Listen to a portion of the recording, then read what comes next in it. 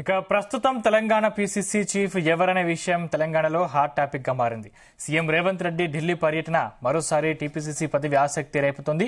తెలంగాణ కాంగ్రెస్ పార్టీని సారథిని ఎంపిక చేసేందుకు పార్టీ అధిష్టానం కసరత్తు చేస్తోంది. ప్రస్తుతం రేసులో బీసీ వర్గం నుంచి మహేష్ కుమార్ గౌడ్, మధుయాష్టి గౌడ్, లంబాడ తెగకు చెందిన బలరాం నాయక్, మాదిగ సామాజిక వర్గానికి చెందిన అడ్లూరి లక్ష్మణ్ కుమార్ పేర్లు ఉన్నట్లు తెలుస్తోంది. మరి టీపీసీసీ పదవి ఎవరిని వరిస్తుందో చూడాలి.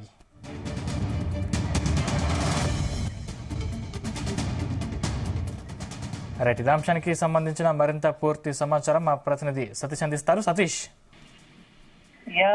సందీప్, తెలంగాణ టీపీసీ అధ్యక్షుడి ఎంపికపై కాంగ్రెస్ హైకమాండ్ కసరత్తు ముమ్మరం చేసింది. అయితే నిన్ననే సీఎం రేవంత్ రెడ్డి ఢిల్లీకి వెళ్లారు.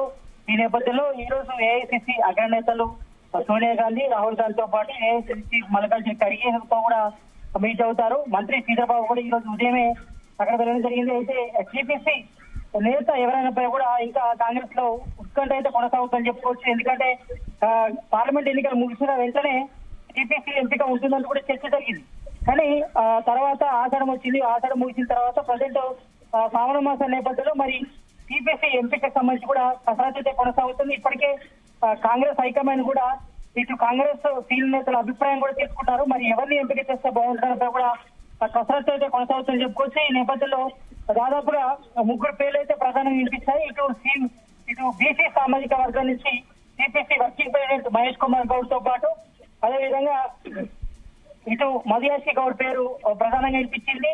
ఇటు మాదిగ సామాజిక వర్గానికి సంబంధించి ప్రభుత్వ విప్పు ఎమ్మెల్యే అయినటువంటి అడ్లూరి లక్ష్మణ్ పేరు ప్రధానంగా వినిపిస్తుంది. మరోవైపు ఇటు బలరాం నాయక్, ఎంపీ బలరాం నాయక్ పేరు కూడా బలంగా వినిపిస్తుంది. కాబట్టి మరి వీరిలో ఒకరికి టీపీసీ చీఫ్ కూడా ఎంపిక చేసే అవకాశాలు అయితే ఎక్కువ కనిపిస్తున్నాయి. ఎందుకంటే మొదటి నుంచి కూడా చర్చ కొనసాగుతుంది.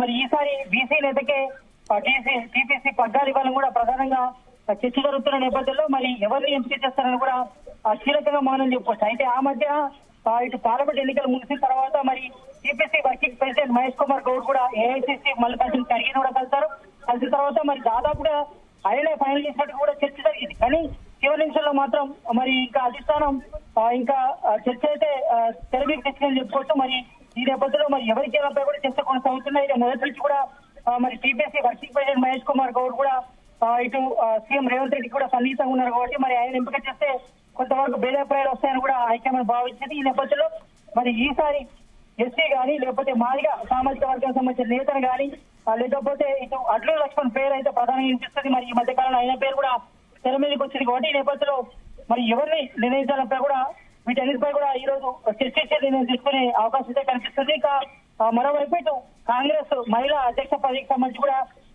కొత్త నియమించాలని కూడా చర్చ కొనసాగుతుంది. ఎందుకంటే రాష్ట్ర మహిళా కాంగ్రెస్ అధ్యక్షులుగా సీతారామును పక్కకు పెట్టాలని కూడా రాష్ట్ర ముఖ్యమంత్రి రేవంత్ రెడ్డి కూడా పార్టీ అధిష్టానం కూడా సిఫారసు చేసినట్టుగా తెలుస్తోంది. కాబట్టి మరి ఆమె స్థానంలో గద్వాలకు చెందినటువంటి సరిత తిరుపతి పేరు కూడా సీఎం సిఫారసు చేసినట్టు తెలుస్తా ఉంది. ఎందుకంటే ఈ మధ్య కాలంలో అక్కడ గద్వాల్ ఎమ్మెల్యే కృష్ణమోహన్ రెడ్డి కూడా బీఆర్ఎస్ రెడ్డి కాంగ్రెస్ లో చేరారు. కాబట్టి మరి ఆ చేరిన సమయంలో కూడా ఆమె పెద్ద ఎత్తున కూడా వ్యతిరేకత కూడా వినిపించింది. కాబట్టి ఈ నేపథ్యంలో మరి ఆమెకు మహిళా అధ్యక్ష పదవి ఇవ్వాలని కూడా కోరింది. కాబట్టి ఈ నేపథ్యంలో మరి సీఎం రేవంత్ రెడ్డి కూడా ఆమెకు అవకాశం కల్పిస్తానని కూడా హామీ ఇచ్చినట్టుగా తెలుస్తుంది. కాబట్టి మరి ఈ నేపథ్యంలో ఇటు మహిళా విభాగం సంబంధించి అంటే టీపీసీ మహిళా అధ్యక్షురాలుగా సరిత తిరుపతి ఎంపిక చేసే అవకాశం కల్పిస్తుంది.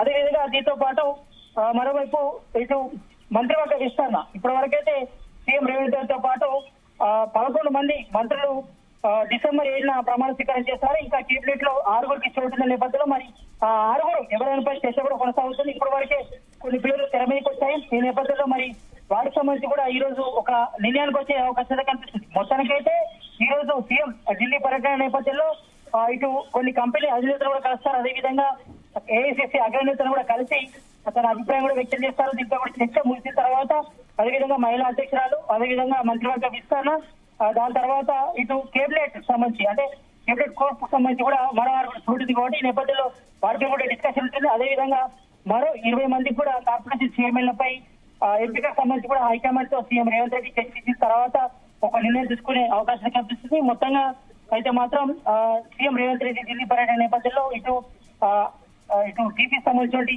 టీపీసీ చీఫ్ ఎంపిక అదేవిధంగా మంత్రివర్గ విస్తరణ ఇటు కార్పొరేషన్ చైర్మన్లకు సంబంధించి 20 మంది ఎంపికకు సంబంధించి అదేవిధంగా చేశాం. ఇటు మరోవైపు అగ్రనేతలు కూడా కలుస్తారు. అదేవిధంగా కేంద్ర మంత్రులు కలిసి రాష్ట్రానికి రావాల్సినటువంటి నిధులు గ్రాంట్లపై కూడా వాటన్నిటిపై కూడా చర్చించే అవకాశం కనిపిస్తుంది. మొత్తానికైతే ఇటు సీఎం రేవంత్ రెడ్డి ఢిల్లీ పర్యటన నేపథ్యంలో ఇటు టీపీసీ ఎంపికపై మాత్రం ఆసక్తికర చర్చ అయితే కాంగ్రెస్ వర్గాలు అయితే కొనసాగుతుంది.